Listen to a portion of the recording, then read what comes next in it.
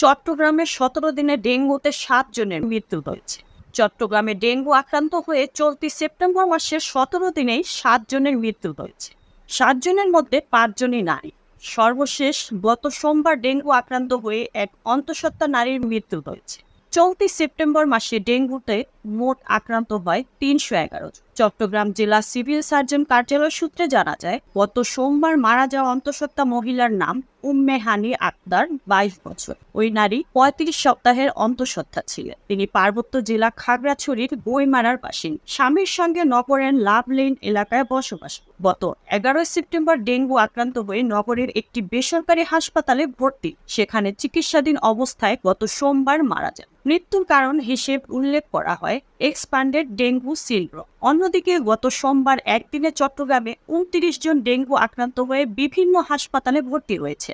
আক্রান্তদের মধ্যে ৯ জন Chittagong medical college হাসপাতাল, ৪ জন সম্মিলিত সামরিক হাসপাতাল, ৫ জন উপজেলা স্বাস্থ্য কমপ্লেক্স, ১২ জন চট্টগ্রাম জেনারেল হাসপাতাল ও ১৫ জন নগরীর বিভিন্ন বেসরকারি হাসপাতালে চিকিৎসাধীন আছেন। চলতি বছরের ১৬ সেপ্টেম্বর পর্যন্ত মারা গেছেন মোট ১২ জন। এদের মধ্যে ২ জন পুরুষ, ৮ জন নারী এবং ২ শিশু রয়েছে।